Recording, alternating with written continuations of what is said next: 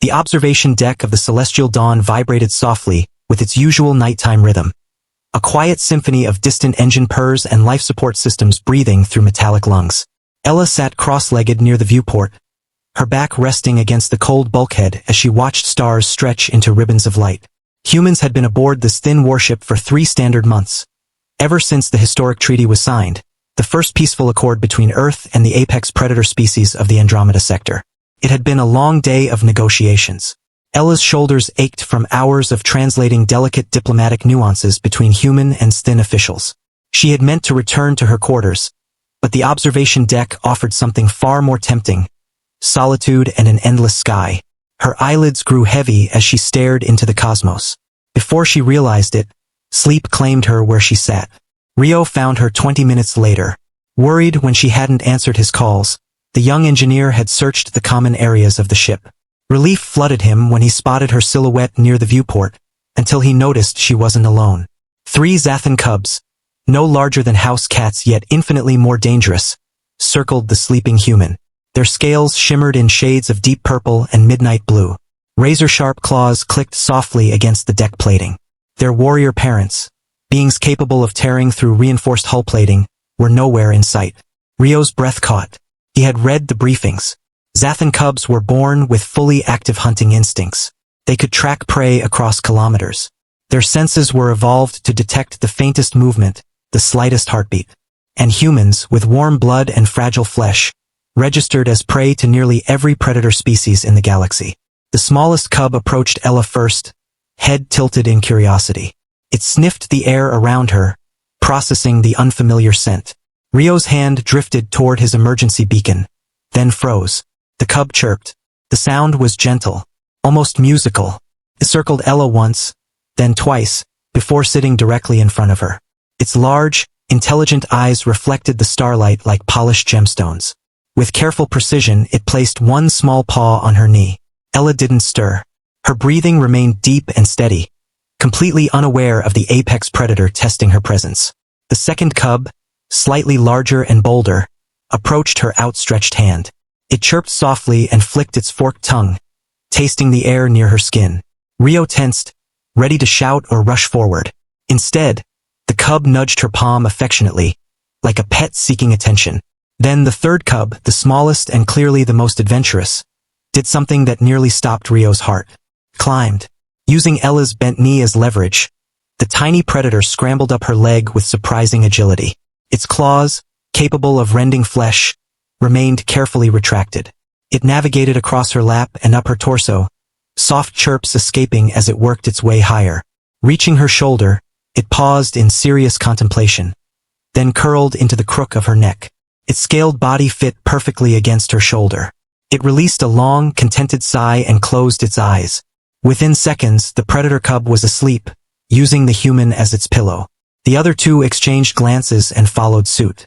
One climbed into her lap, circling twice before settling like a scaled cat. The first leaned its weight against her knee, its breathing slowly syncing with hers. Rio stood frozen, his mind struggling to comprehend the impossible scene before him. Every xenobiology course, every survival briefing, every stern warning about predator species collapsed in that moment. "You're seeing this too, right?" Rio nearly jumped out of his skin. Commander Thelks, the Zthin security chief, stood silently beside him. The massive warrior's presence had gone completely unnoticed, a reminder of just how lethal his species truly was. "Yes, Commander," Rio whispered. "Should I wake her? Are they in danger?" Thelks' reptilian features shifted in what seemed almost like amusement. "Danger? No, human Rio. My offspring are quite safe." "Your offspring?" Rio's eyes widened. "But we were warned that Zathan cubs are dangerous."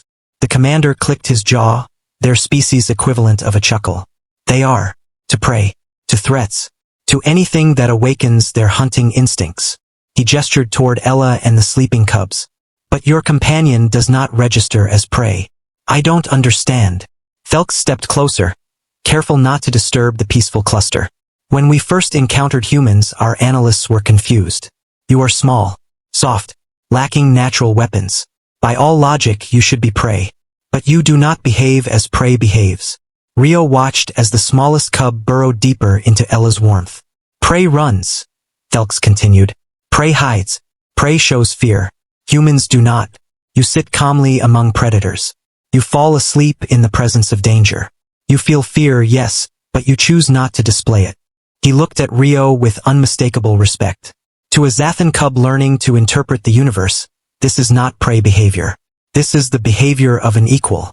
Perhaps even a packmate. Rio looked back at Ella. In her sleep, her hand had shifted, gently resting on the cub in her lap. The tiny predator purred, at her touch. The treaty negotiations have been difficult, Thelk said quietly. Many of my people fear humans. They see your fragile forms and mistake them for weakness. Yet you cross the void in metal ships. You challenge species twice your size. You refuse to submit. He gestured again toward the sleeping scene. My cubs understand what my warriors are still learning. Humans are not prey. You are predators who choose compassion. And that, Rio of Earth, is the most dangerous thing of all. Ella stirred slightly. The cub on her shoulder chirped softly, soothing her back into deeper sleep. It worked. A small smile touched her lips. Should I wake her? Rio asked again, though fear no longer gripped him. Would you disturb a perfect moment? Thelks replied. Let them sleep. Tomorrow diplomats will argue over territories and trade. Tonight, this is the true treaty. Written not in words, but in trust. Rio nodded. He quietly pulled out his portable camera and captured a single image. Not for official records, but because humanity needed to see it. They needed to know that, in a galaxy filled with predators, humans had become something unprecedented. Not prey, not conquerors, something in between. Something that made apex predators feel safe enough to sleep on human shoulders. As Rio left the observation deck, he glanced back once more at Ella and the Zathan cubs, peacefully tangled together beneath the drifting stars. That single image, he suspected, would accomplish more for human-Zthin relations than 1,000 diplomatic sessions ever could. Sometimes the galaxy did not need warriors or politicians. Sometimes it needed someone brave, or perhaps foolish, enough to fall asleep among monsters and trust they would wake unharmed. And somehow, wonderfully, humanity kept proving that such trust was not misplaced. Beyond the viewport, the stars continued their eternal dance. Silent witnesses to the moment predators and humans stopped seeing each other as threats and began seeing something infinitely more powerful. Family, please follow my channel for more videos. One click from you can change my life.